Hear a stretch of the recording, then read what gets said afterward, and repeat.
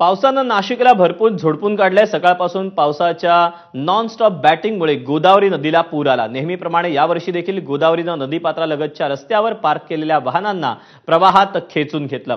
जेव्हा वाहनं पार्क केली होती तेव्हा पाणी नव्हतं, मात्र अचानक पाणी पातळी वाढल्यानं वाहनं वाहून गेल्याचं प्रत्यक्षदर्शींचं म्हणणं आहे। तसंच नदीलगतच्या अनेक दुकानांमध्येही पाणी शिरलं होतं। अचानक गोदावरीची पातळी वाढल्यामुळे अनेकांच्या घरातलं आणि दुकानातलं सामान वाहून गेलं। आपण या सगळ्याबद्दलचे अपडेट जाणून घ्या तर शुभम बोडके आपल्या सोबत आहे। शुभम, खरं तर सकाळपासून काल रात्रीपासून नाशिकमध्ये मुसळधार पाऊस कोसळतो आहे। गोदावरीला पूर आलेला आहे, वाहनं वाहून गेलेली आहेत। आता पावसाची काय नेमकी स्थिती आहे, पुढे पावसाचा अंदाज काय वर्तवण्यात आलाय आणि काय अपडेट मिळतात प्रशासनाकडून देखील?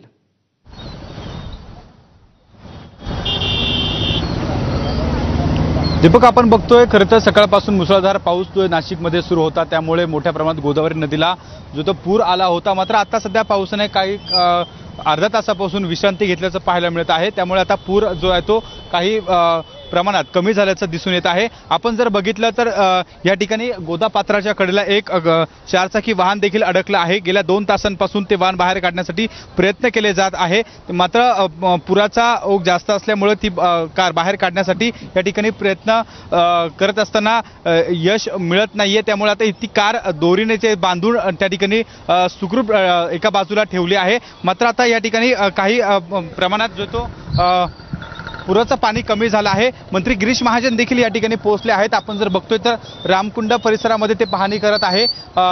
खरं तर गेल्या 2 तासांपासून ही कार काढण्यासाठी प्रयत्न केला जाते, प्रशासनाला मोठ्या अडचणी येत आहे।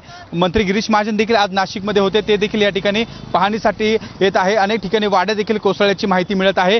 खरं तर नाशिक महानगरपालिकेच्या हद्दीमध्ये 700 पेक्षा जास्त धोकादायक वाड्या आहेत, त्यांना देखील नोटिसा दिल्या होत्या। मात्र काही वाडाधारकांनी जे आहे ते घरमालकांनी वाडा खाली केला नव्हता, त्यामुळे या ठिकाणी एक घटना घडली आहे, मात्र जीवितहानी झाली नाहीये। आपण जर बघतोय दृश्यांमध्ये गिरीश महाजन या ठिकाणी आता पाहणी करताय, त्यांच्यासोबत महापालिकेच्या आयुक्त मनीषा खत्री आहेत, आमदार देवेनी फरांदे, पोलीस आयुक्त संदीप कर्णिक हे देखील या ठिकाणी आपल्याला पाहायला मिळत आहे।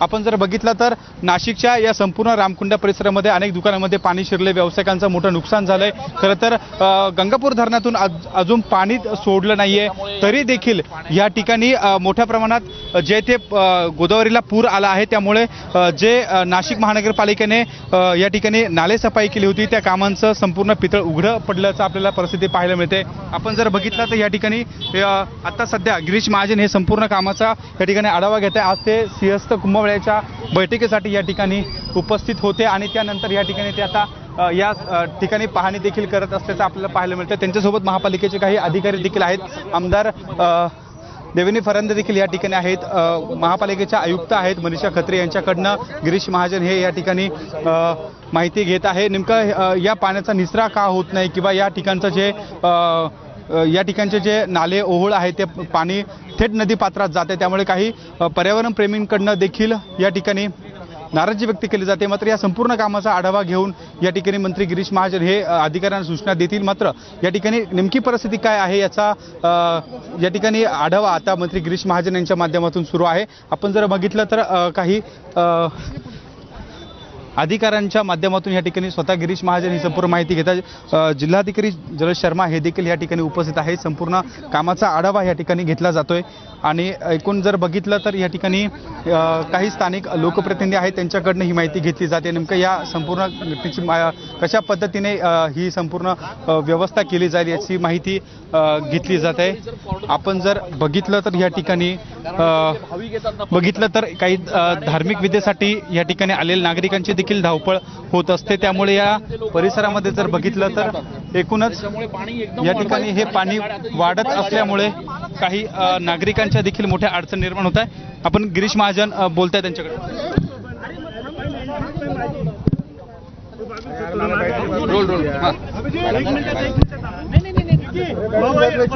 पाहणी तुम्ही या ठिकाणी केलेली आहे, मनीषा कुठे? ठीक आहे,